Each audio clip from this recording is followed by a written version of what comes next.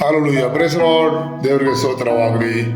ಪ್ರಿಯರೇ, ಕಳೆದ ಒಂದು ವಾರ ಕಾಲ ದೇವರು ನಮ್ಮನ್ನು ಅನುಗ್ರಹವಾಗಿ ನಮ್ಮನ್ನು ನಡೆಸಿದನು. ಆತನ ಚಿತ್ತದಂತೆ ನಮ್ಮನ್ನು ನಡೆಸಿದನು. ಈ ವಾರದಲ್ಲೂ ಕೂಡ ಈ ಭಾನುವಾರದ ಬೆಳಗಿನ ಸಮಯದಿಂದಲೇ ಈ ವಾರವೆಲ್ಲ ನಮ್ಮನ್ನು ಕಾಯ್ದು ಪರಿಪಾಲಿಸುವುದಕ್ಕೆ ಅವನು ಶಕ್ತನಾಗಿದ್ದಾನೆ. ಈ ವಾರಕ್ಕೆ ನಮಗೆ ಬೇಕಾಗಿರುವ ಒಂದು ಆಲೋಚನೆಯನ್ನು ಕೂಡ ಆತನು ತಿಳಿಸುವಂದೇ ದೇವರಾಗಿದ್ದಾನೆ. ಆಮೇಲೆ ನಮಗಾಗಿ ದೇವರು ಹೇಳುವಂಥ ವಾಗ್ದಾನದ ವಾಕ್ಯ ಇದಾಗಿದೆ.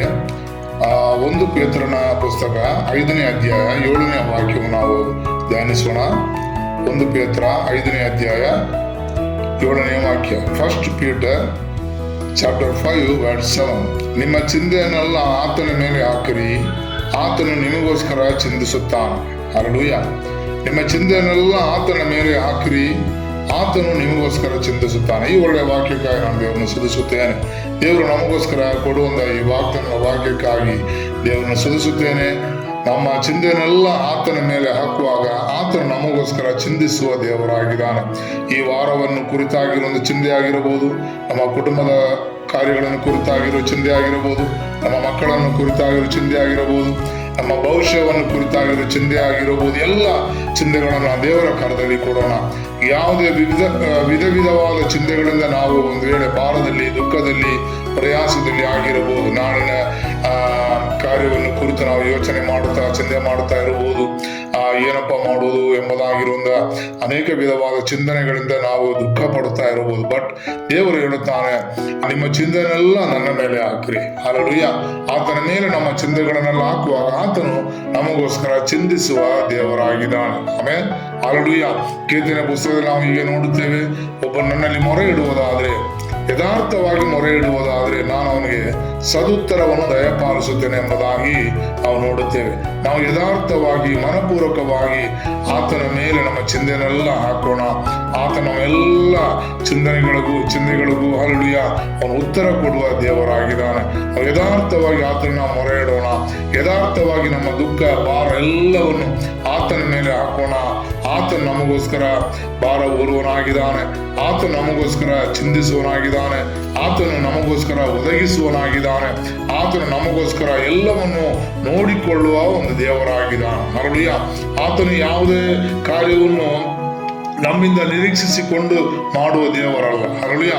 ಆತನನ್ನೇ ಆಶ್ರಯಿಸಿಕೊಂಡು ನಾವು ನಮ್ಮ ಎಲ್ಲ ಚಿಂತಾ ಭಾರಗಳನ್ನೆಲ್ಲ ಆತನ ಮೇಲೆ ಹಾಕುವುದಾದರೆ ಖಂಡಿತವಾಗಿ ನಮ್ಮ ಒಂದೊಂದು ವಿಷಯಗಳಿಗೂ ಆತನ ಉತ್ತರ ಕೊಟ್ಟು ನಮ್ಮನ್ನು ಅನುಗ್ರಹವಾಗಿ ಮತ್ತೊಬ್ಬರ ಮುಂದೆ ನಾವು ತಲೆಬಾಗದೆ, ಮತ್ತೊಬ್ಬರ ಮುಂದೆ ನಾವು ನಾಚಿಕೆ ಪಡೆದೆ ನಮ್ಮನ್ನು ನಿಲ್ಲಿಸುವ, ನಮ್ಮನ್ನು ನಡೆಸುವ, ನಮ್ಮನ್ನು ಅನುಗ್ರಹಿಸುವ ದೇವರಾಗಿದ್ದಾನೆ ನಮ್ಮ ದೇವರು. ಆದ್ದರಿಂದ ಈ ನಮ್ಮ ಕುಟುಂಬದ ಒಂದೊಂದು ಕಾರ್ಯಗಳಾಗಲಿ ನಮ್ಮ ಯಾವುದೇ ಕಾರ್ಯಗಳಾಗಲಿ ಆತನ ಮೇಲೆ ಹಾಕಿ ಬಿಡೋಣ. ದೇವರೇ, ನೀನೇ ನಮ್ಮ ಕಾರ್ಯಗಳು ನೋಡಿಕೊಳ್ಳುವ ದೇವರಪ್ಪ. ನೀನೇ ನಮ್ಮ ಚಿಂತೆಯನ್ನೆಲ್ಲ ಬಲ್ಲವನಾಗಿದೆಯಪ್ಪ. ಆದ್ದರಿಂದ ನಿನ್ನ ಮೇಲೆ ನಮ್ಮ ಚಿಂತೆಯನ್ನೆಲ್ಲ ಹಾಕುತ್ತೇವಪ್ಪ. ನೀ ನಮಗೋಸ್ಕರ ಚಿಂತಿಸುವ ದೇವರೆಂಬುದಾಗಿ ದೇವರ ನಮ್ಮನ್ನು ಸಮರ್ಪಿಸೋಣ. 1 ನಿಮಿಷ ನಮ್ಮ ಕಣ್ಣುಗಳನ್ನು ಮುಚ್ಚಿ ನಾವು ಪ್ರಾರ್ಥಿಸೋಣ. ನಮ್ಮ ತಂದೆಯಾದ ದೇವರೇ, ಈ ಬೆಳಗಿನ ಸಮಯದಲ್ಲಿ ಕರ್ತಾವೆ, ನೀನು ನಮಗಾಗಿ ಕೊಟ್ಟಂತ ಈ ವಾಕ್ಯಕ್ಕಾಗಿ ಸ್ತೋತ್ರ ಕರ್ತಾವೆ. ನಮ್ಮ ಚಿಂತೆನೆಲ್ಲ ನಿನ್ನ ಮೇಲೆ ಹಾಕುತ್ತೇವಪ್ಪ. ನೀ ನಮಗೋಸ್ಕರ ಚಿಂತಿಸುವ ದೇವರಪ್ಪ. ಹಲ್ಲೆಲೂಯಾ. ನಾವು ನಂಬಿಕೆಯಿಂದ ನಮ್ಮ ಎಲ್ಲ ಭಾರಗಳು, ನಮ್ಮ ಎಲ್ಲ ದುಃಖಗಳು, ನಮ್ಮ ಎಲ್ಲ ಪ್ರಯಾಸಗಳು, ನಮ್ಮ ಎಲ್ಲ ವೇದನೆಗಳನ್ನ ನಿನ್ನ ಮೇಲೆ ಹಾಕುತ್ತೇವಪ್ಪ.